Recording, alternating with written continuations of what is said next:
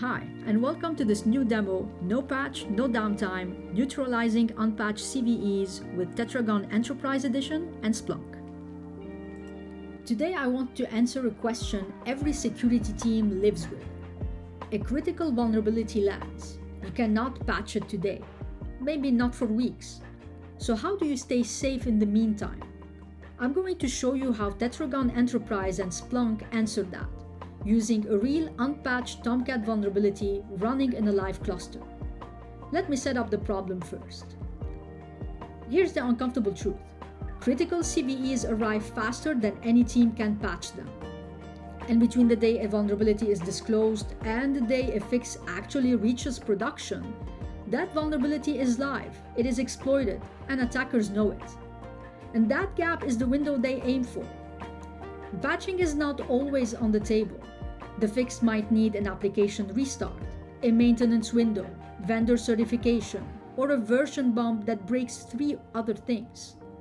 And in the meantime, your perimeter tools and your scanners can tell you that the CVE is there. But knowing it exists does not stop the exploit when it runs. Now our example today is Tomcat CVE 2020-9484. A deserialization flaw that hands an attacker remote code execution. The only real fix is to upgrade Tomcat and restart the application. So let me show you in my lab where we are going to prove a different way. And as always, a quick tour of the environment so nothing later is a mystery.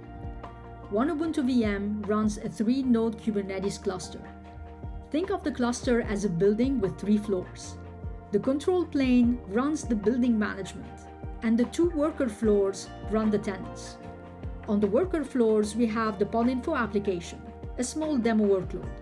And next to it, you will find the attacker pod, which is our stand-in for a compromised foothold. Underneath everything, Cilium is the network fabric, and Tetragon is the runtime security agent sitting right down at the kernel, watching what every process actually does.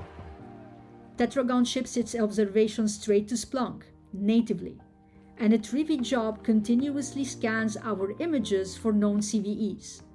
Everything lands in one Splunk index called Tetragon. And here's what we're going to demo. One vulnerable Tomcat pod, 3 acts.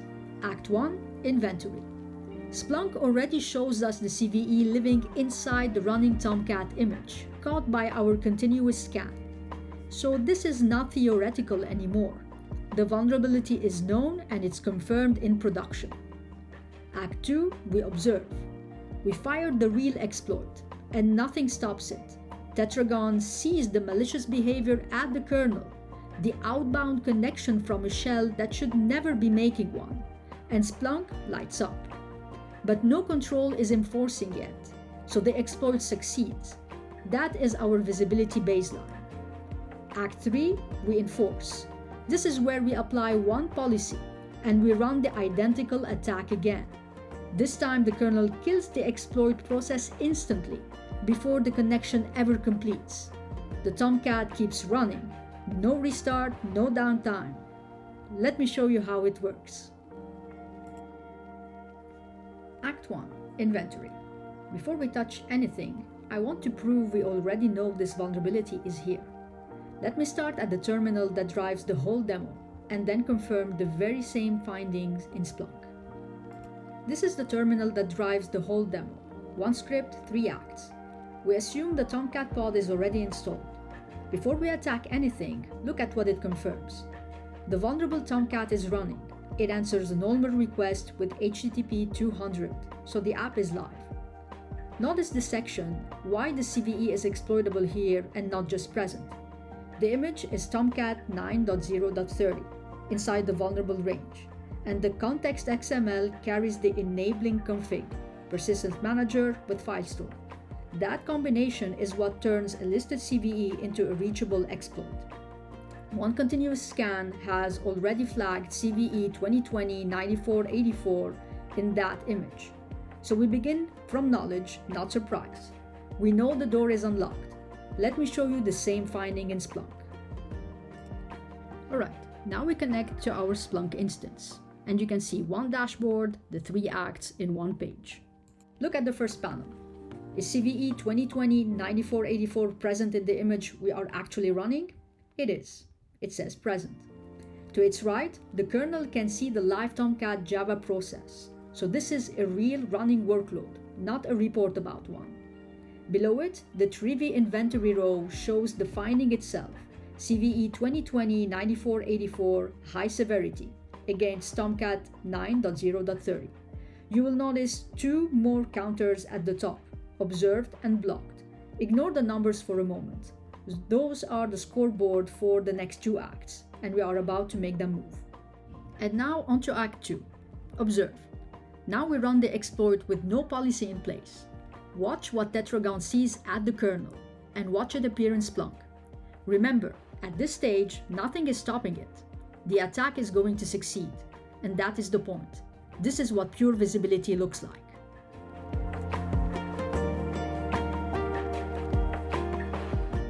We're back in the terminal. This is Act 2 running live.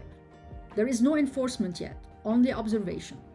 First, it confirms Tomcat is healthy, HTTP 200.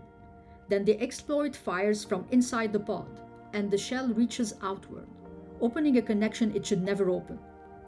The kernel records every attempt, but nothing stops it. Check the app right after, still HTTP 200. The attacker got through untouched. Now look at the policy counters table, because this is the first time it appears. There are two policies, and that is deliberate. The observe policy is cluster-wide and runs monitor only, so its npost count climbs while nenforce stays at 0. It watches and exports, and that export is what feeds Splunk. Hold that thought. In Act 3, the second policy makes nenforce move. Let me show you exactly what the kernel captured in Splunk. The timeline at the top plots each exploit attempt as it fired. In the table below, the kernel names the source for us. The connection is coming from bin/bash inside the Von Tomcat pod under the observe policy, and every single row reads observed. Let me open one row event. There it is in full. The TCP v4 connect, the process running as root, the policy that was watching. This is complete attribution and zero enforcement. We can see everything. We are simply not stopping anything yet. Now it's time to enforce. Same lab, same exploit, one difference. We apply a single Tetragon policy, and it is worth naming it. A tracing policy namespace scoped to the pod info namespace that turns the same kernel hook into a SIG kill. Now watch me run the exact same attack again, and watch the kernel and the exploit process before the connection completes. Keep an eye on the Tomcat while I do it. It never even flinches. Alright, same terminal, same attack, one change. On screen, you see the policy being applied. Tracing policy namespace.cilium.io/CVE 2020-9484 enforce configured. We're placing here a kprobe on TCP v4 connect, the outbound connect the exploit needs, and its action is SIG kill. It is scoped with match binaries to the attacker shell, which is why the script notes that the Python 3 health probe passes untouched, while a bash exploit would be killed. Enforcement is surgical, not a blanket. Now, watch the exit code as the exploit fires.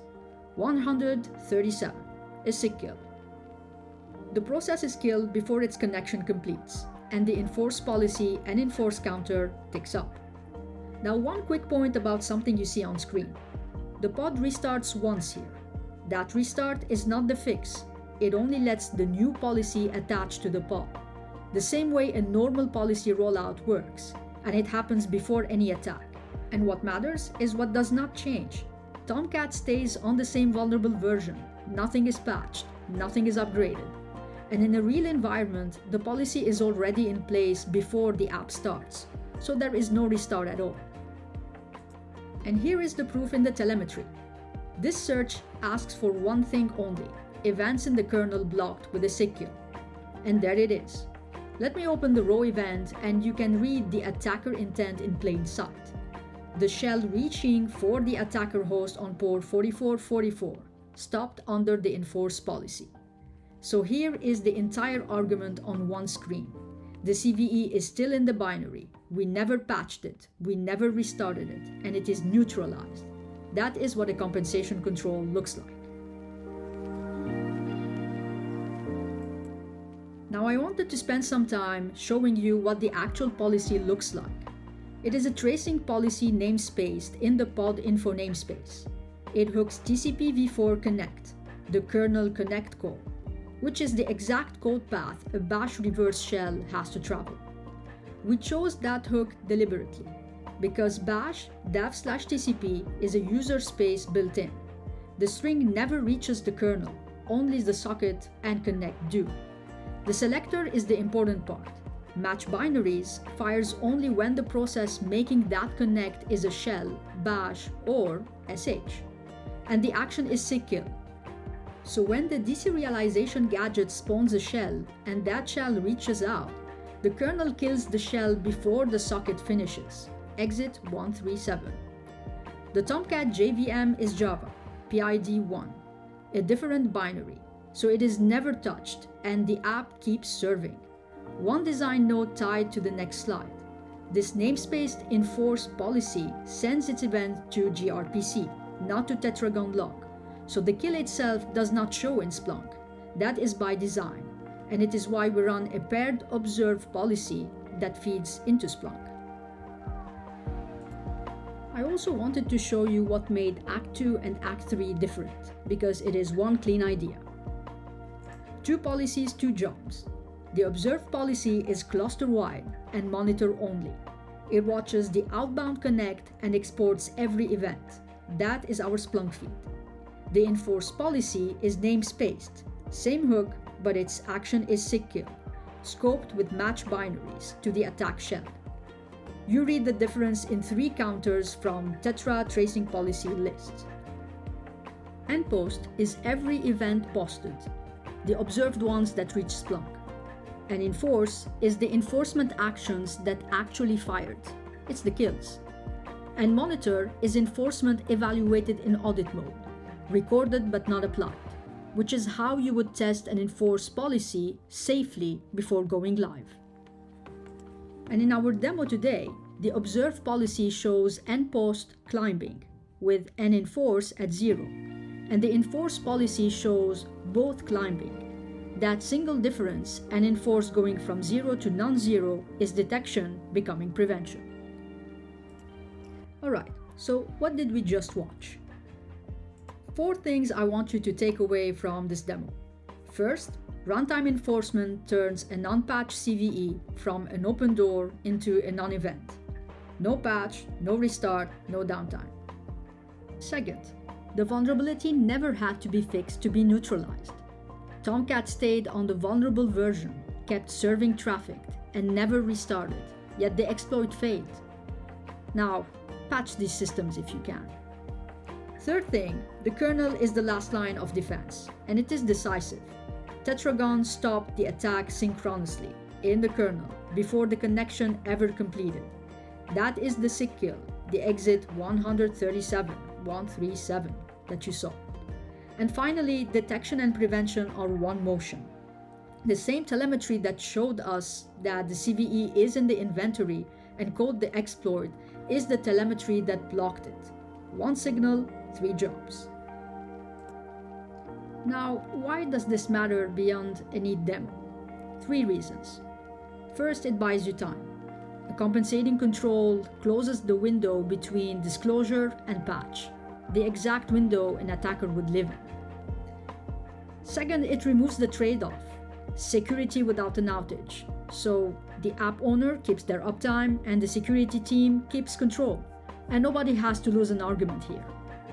And third, it works also for things that you cannot patch, like legacy apps, third-party images, systems under a change freeze. You protect them today and you patch them later when a fix is actually ready and safe. That is the whole idea. You stop reacting on the attacker's clock and you start moving on yours. And that is a vulnerability we never patched, and the exploit still failed. Neutralized at the kernel, no patch, no downtime. I hope you enjoyed this video and got value out of it. If you enjoyed it, please like it and subscribe for more, and I will see you in another demonstration soon.